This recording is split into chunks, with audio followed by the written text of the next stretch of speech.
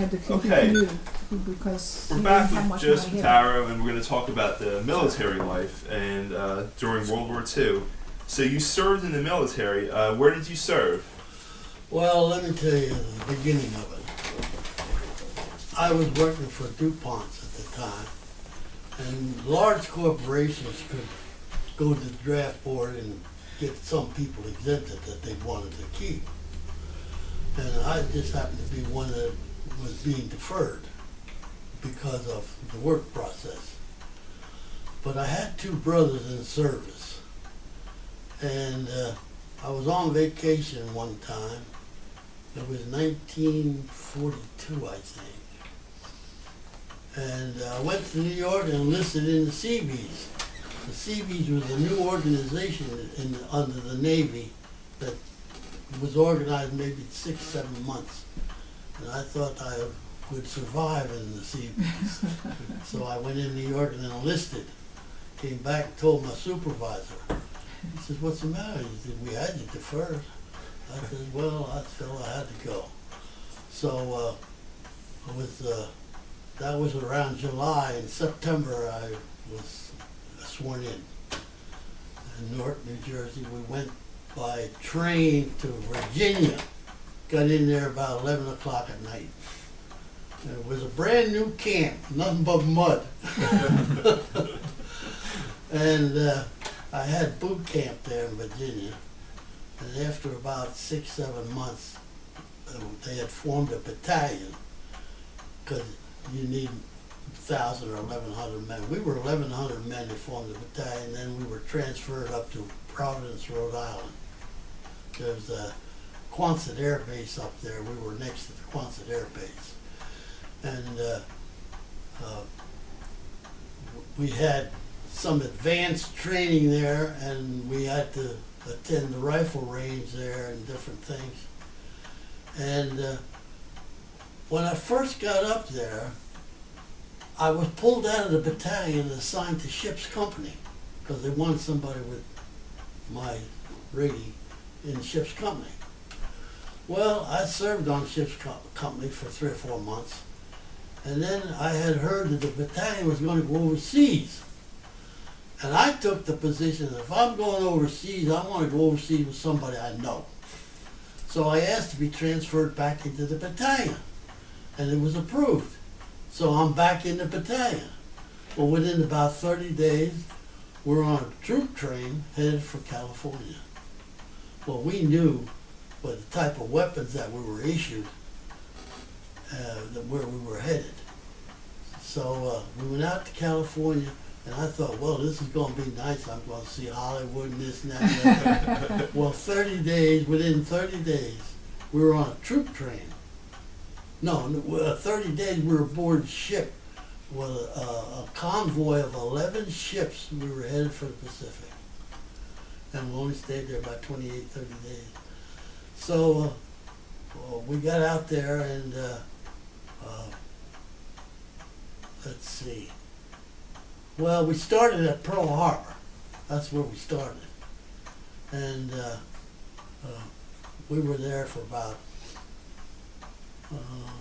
3 or 4 months. We shifted over to another part of the island. And I was in an operation. I was, as I say, I was lucky. I wound up in headquarters company.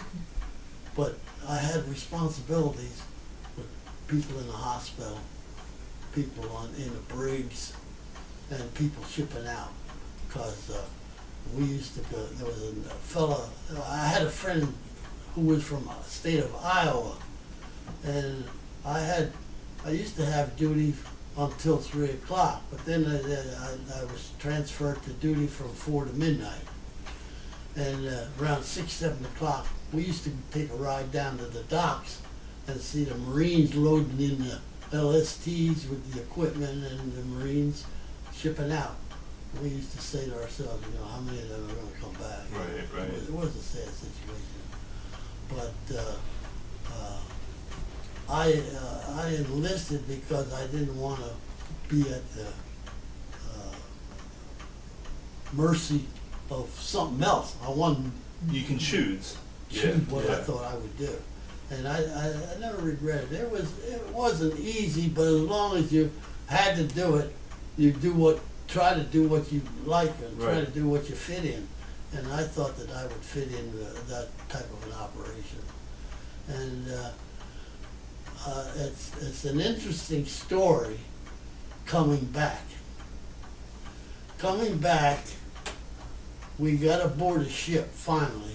Had to wait about 2-3 weeks for transportation because everybody was coming back. The war was over, everybody's coming back, no transportation. But after about 2-3 weeks, we got aboard an admiral's flagship. We were coming home. Well, we were out to sea about 2-3 days. We're sitting at the tail end of the ship. We see the thing turn around like this. We're going back to San Diego. The ship was headed for Virginia for ship repairs. Well, they decided that the ship repairs would take place in Bremerton, Washington. So we returned back to San Diego, and the ship went up to Bremerton, Washington for repairs. Well, then we sat there and we waited for a train. Well, trains were busy, taking everybody else home. We waited about close to a month, Really? for a train. So And- you just waited there at the, Yeah, well, we were at the base. you waited at the base and you had to just wait for I had transportation? to wait for transportation. We had nothing to do all day long, but Well, I bet you really wanted to go home. It must yeah. have been. Well, it was in December. Listen to the story. Oh, this is okay. This is I in see where December. we're going. And we finally get aboard a troop train, and it took us about 6-7 days to get home because we got out to around Kansas. They put us in the stockyard. We waited there for an engine, and we waited a half a day to get another engine to keep pulling us along. Finally, on December the 24th, pulled into Lido Beach, Long Island at 11 o'clock at night on December the 24th. They took our ID cards from us, said to go home and come back on the 26th. Here we are, no identification or nothing, but we came home for Christmas. Oh, okay. I was home for Christmas, that Christmas, but I went back on December the 26th. Went back to the station. On the 27th, they had all the paperwork done. While we were home for Christmas, the yeomen were working.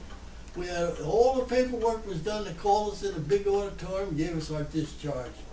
And they gave me $3 and some cents for car fare to come home. And that was the 27th. And And then the 28th, Ruth and I got married. and that's when you got married, right? So everything happened Yeah, right away. yeah. After you waited all that time, you had to wait a whole month or so, right? I'll be honest with you. I said to her, I wouldn't marry now because how do I know how I'm coming back? Right, right. I wouldn't do that. So I was about 28, 29 years old then. There wasn't no more chicken. Hey, Randy, I think this is going to be out That one's in a few seconds. So. okay. We can pause it and I can pop in the other tape. It's okay time to pause. Yeah.